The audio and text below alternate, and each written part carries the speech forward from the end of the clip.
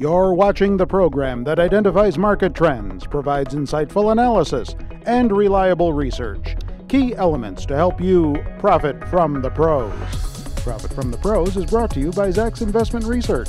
Learn more by visiting them online at Zacks.com. Welcome to Profit from the Pros. I'm Terry Ruffalo. Stocks spent much of the week hovering around break-even as continued concern over Europe's ability to stem a spreading debt crisis. Comments by Fed Chairman Ben Bernanke that he's willing to go to the wall when it comes to stimulating the economy, and an apparent compromise on the Bush tax cuts all had investors' attention. There wasn't much in the way of economic news to trade off of, though, this week, but a reported drop in jobless claims on Thursday did help to bolster market sentiment a bit. And it was reported on Friday that the U.S. trade deficit narrowed more than expected in October due to a robust rise in exports and declining imports. We're joined once again by our editor-at-large, Steve Reitmeister, here to give us a little behind-the-curtain look at some of what happened this week. And earlier this week you wrote that the tax break extension, the apparent tax deal, equals a stock rally extension. I guess that means that you still see more upside to the market between now and year's end? Year's end and into 2011. I mean, most of the fundamental pieces of the picture are improving. And even the jobs picture, which is not the greatest, is looking slightly better, as you mentioned in the intro here with the jobless claims numbers.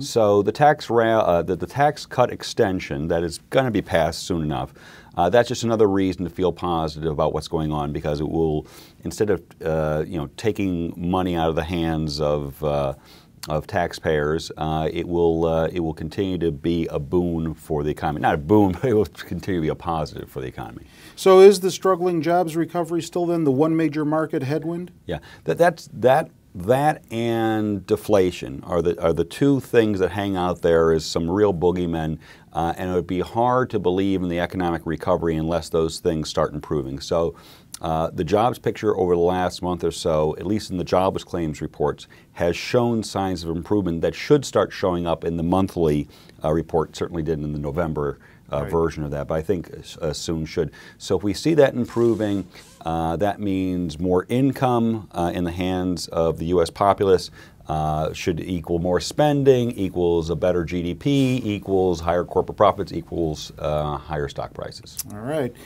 We also have with us our equity strategist, Tracy Reineck now. Tracy, turnaround stocks. As the market continues to push its way higher, is searching for turnaround stocks a good strategy for investors? Sure, it always is. It doesn't really matter what the market conditions are, because there's always going to be some stocks that have kind of fallen behind on the race. And so it could be a down market, you're going to find the turnarounds. But even in a market like we're seeing right now off this big rally, there's definitely going to be turnarounds. All right, so then give us some weekend wisdom, if you would, on how investors can actually find those true turnaround stocks. Well, the first thing, I think a lot of people get confused. They think turnaround means it's down on its luck. Like right now, it's something really bad is going on. But in fact, it's the opposite. What they need to be looking for is something really good that's going on. Some kind of change in management, increase in sales, a new product, and that's going to push up the earnings. But this is already happening right now. So you have that component. And then another thing people think when they think of turnaround, oh, that must be like a $5 stock. But it almost never is. I mean, sometimes it can be that way. But it could be $20, it could be $200, because these other good things are going on, like the change in management, increase in sales. So the stock price is kind of irrelevant when you're looking for the turnaround. And then another kind of key thing is to look at the sectors. Some things are hot, some things are cold. So you think a turnaround, it might be cold. That whole sector is down in the dumps, so maybe I'll find something in there. But you really need to look specifically at the companies, because you can find a turnaround in a really hot sector. So bottom line, it's all about the good news, first of all, and by the company, not the sector. Right. Necessarily, because company doesn't always move in lockstep with the sector. That's right. That's right. Or vice versa. That's right. So you can have, tech stocks have been really hot, so you think you're not going to find a turnaround in there, but it's really company specific. So there might be a company that had fallen slightly behind its peers for some reason, or is coming out with a new product that's going to push up earnings, and that could be a really good turnaround. All right. What kind of good news are we talking about, though, on a company, typically? Well, it could be anything. It could be, they are coming out of like a darker times, like we've seen with a lot of the retailers. They got hit really hard last year, and a lot of them have fixed their inventories and other things. earnings. So they're starting to see the turnaround here. It could be a change in management, so they have a new CEO or a new strategy to expand the markets. It could be that they're going into a new market, like they're building a plant in China or Brazil or something like that. Yeah. Let me just chime in on this one because, the turnaround stories are always the most attractive, and too often you get blown up because what happens is, with your first point, is they're trying to guess which stock's going to be the turnaround. They're doing it before the actual turn. So too often they're taking a look at the press releases from the companies. The company manager is always going to be spinning a good story. Oh, the reason why we had a terrible quarter is X, Y, Z. No, the reason why you have a terrible quarter is because you run a terrible company. Okay, you want to look. You want to look for the actual good news taking place, which is the true sign. And that fundamental change is what pushes up earnings, creates earnings surprises, and creates the share price increases in the future. Absolutely. All right. Thank you both for being here with us. Bull and Bear of the Week, stock screening, and the roundtable all still ahead. Stay with us. Here is your Bull and Bear stock of the week. A restaurant and a retail stock make up this week's Bull and Bear of the Week. Shiraz Mian, our research director, here with us once again to fill us in on these details. Now, this one you've talked about.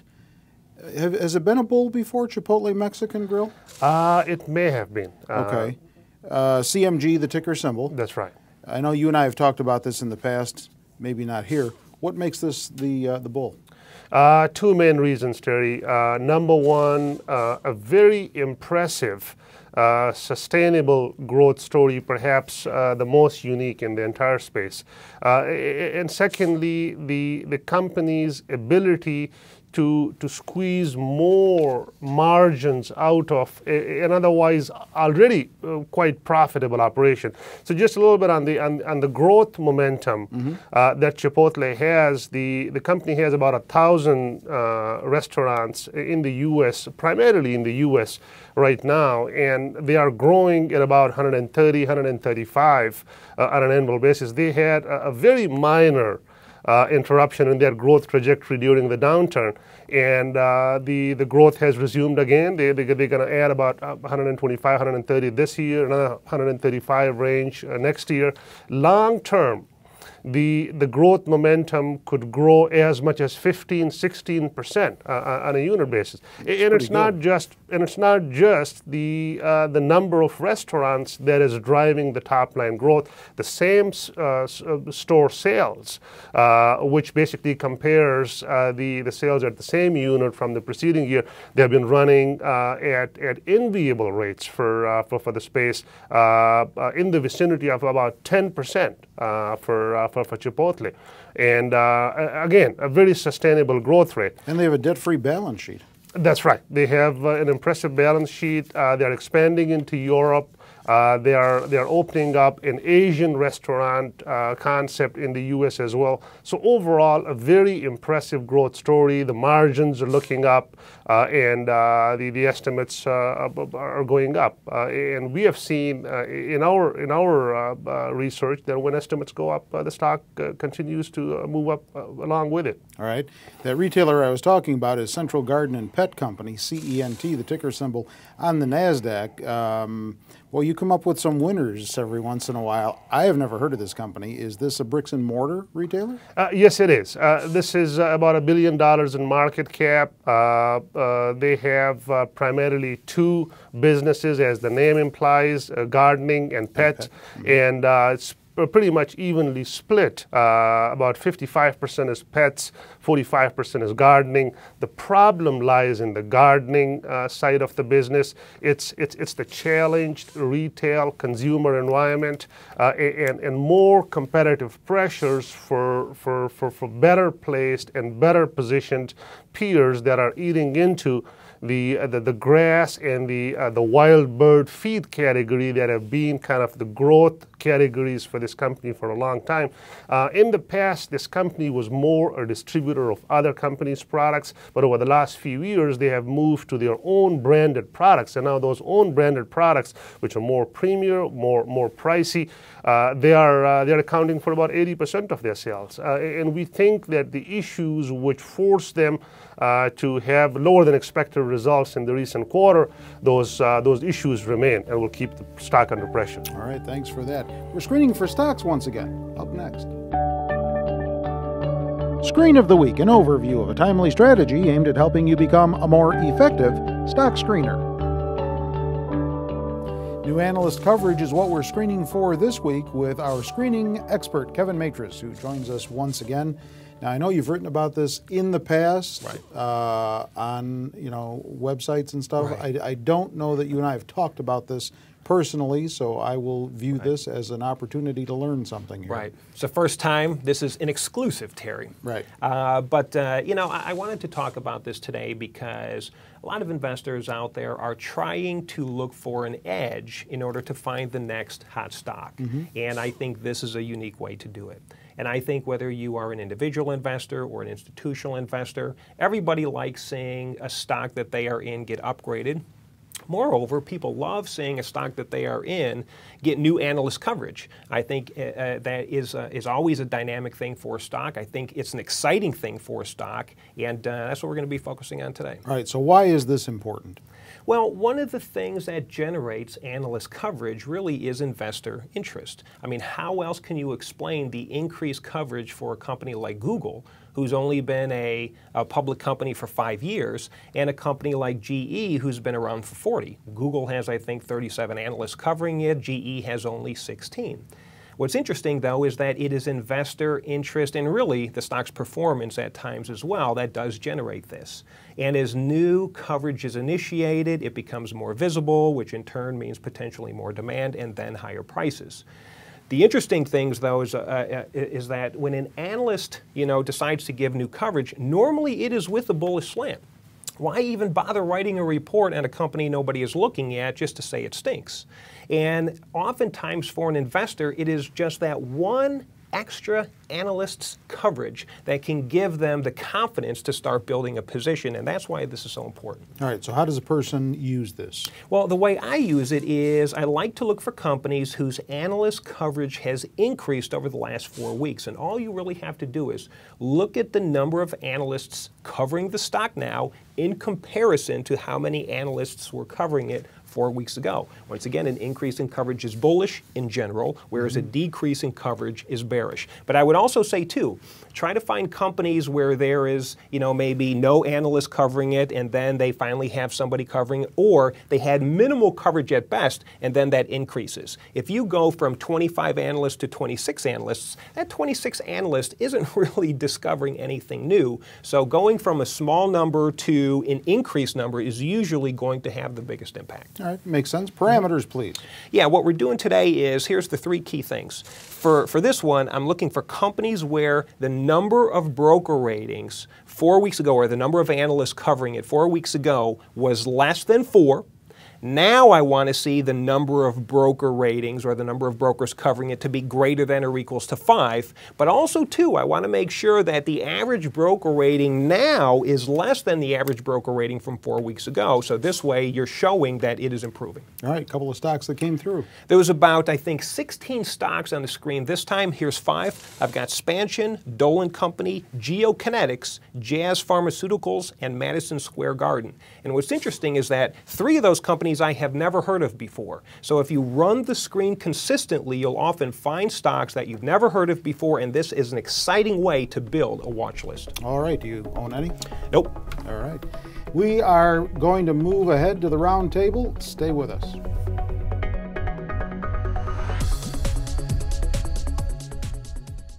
Welcome to the Zacks Roundtable Review, a discussion of current events affecting investors as well as other topics of financial interest, featuring the analysts and editors of Zacks.com. Pending tax deal being debated out in Washington is the topic on our agenda this week. Of course, also the top stock picks of the week. That happens at every roundtable. Chiming in, Steve Reitmeister, our editor-at-large. He'll be joined by our research director, Shiraz Mian, and market technician, Kevin Matris. And Shiraz, I'm going to start with you.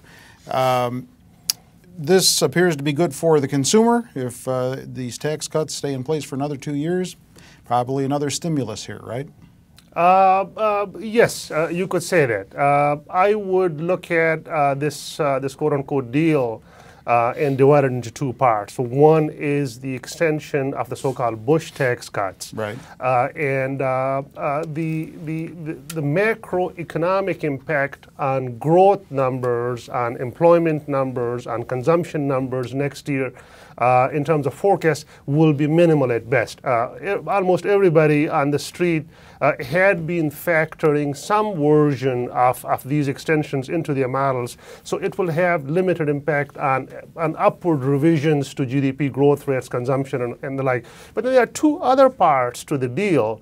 One being the tax cut on the payroll tax, Right. And the other being the expensing, the 100% expensing of the capital investments, Right.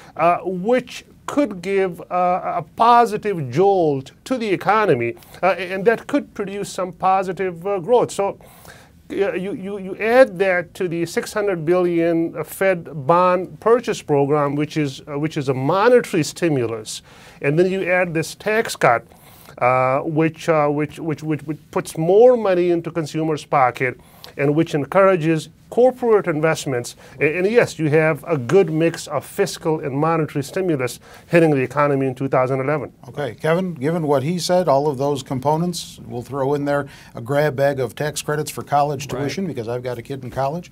I want to mention that. Seems to be a good thing here, right? Yeah, you know, extending the cuts in and of itself isn't necessarily any new stimulus. I mean, we've been living with these really for the last 10 years. But again, letting them expire would be a negative. So not letting them expire precludes the negative, which in turn is a positive, or at the very least neutral.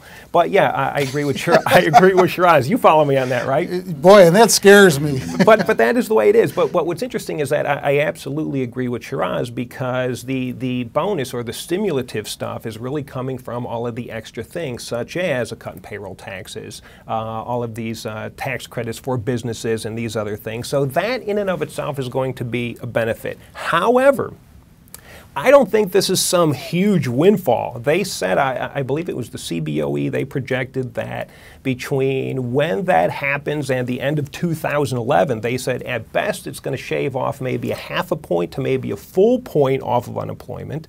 And they said that maybe by 2012, it'll go down by 1.5%. Now, granted, that's not huge. It's still better than nothing, but I don't expect this to be some huge windfall. All right, Steve, we already got your feelings on it with regard to the stock market at the top of the show.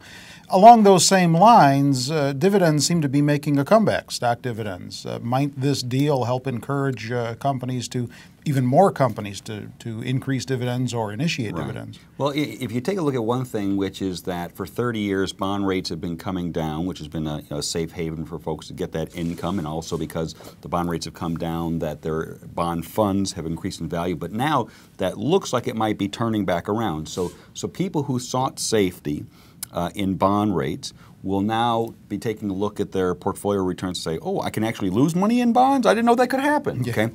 And so now they will seek safe returns somewhere in the stock market. So in other words, more money will flow to the stock market, but they're not going to go for speculative issues. They're going to look for dividend-paying stocks. And then when you consider all the cash, and we've seen that U.S. corporations have record amount of cash on hand, that certainly dividend is going to be one of the ways in which to attract investors. Absolutely. You notice how happy it makes him to say that bond rally's coming to it? Because I've been calling it. Absolutely. Shiraz, we have corporations on pace to set record earnings in 2011. That's right. This is just going to add to their party if it goes through? If the backdrop improves, it adds to the party for all of us, including the corporations. The corporations have been in good shape as it is. Profitability was very good. In fact, today in the Journal, they had a story that the cash balances or balance sheet were at a 50-year high. So the corporations are doing pretty good. So do they need any extra help? They are the ones who would be producing jobs in the economy, and we want them in good stead. All right, give us your top stock pick of the week. Expeditors International of Washington. It's a freight forwarding and logistics management company, about $11 billion in market cap. expected revenue about $7 billion for 2011. Asset-light business, strong operating leverage to the emerging momentum in international trade. We saw that in today's trade flow numbers. About a third of revenues come from Asia Pacific, a major growth area for the company. I think the outlook for Expeditors looks very good. They pay a small dividend too. Debt-free balance sheet, strong cash flows, good outlook for this company. All right, Kevin M. Mine is Invacare, ticker IVC. They are in the medical dental supply industry, and they're the world's leading manufacturer and distributor of non-acute healthcare and equipment and this kind of stuff. Either way, they have a solid 15% projected growth rate for the next 2 years out. Their valuations look fantastic. They are below or below the median for the industry on the price of sales, the PE, the price to book, and the PEG ratio. Also, too, they have 9 quarters in a row positive surprises. Really like this company. All right, Stever? I'm going to go with Magna International. If you are either dead, or if you're not dead or not in a coma, then you probably know that the auto industry is having a nice resurrection. With that, General Motors coming back out and having their IPO. So there is a big swing back for the auto sector. This auto parts maker is certainly in the thick of things. Big earnings surprise last quarter. Estimates for the next year are up about 15% over the past, meaning that they're really blowing away expectations. And so after a recent split, the stock is trading around 50 and looks like it should be headed towards 60, 65 in the not too distant future. All righty. Well, thank you all for being here. We want to thank you for being here with us this week as well. We hope the week ahead is a profitable one for you and that you'll join us next time here on Profit from the Pros.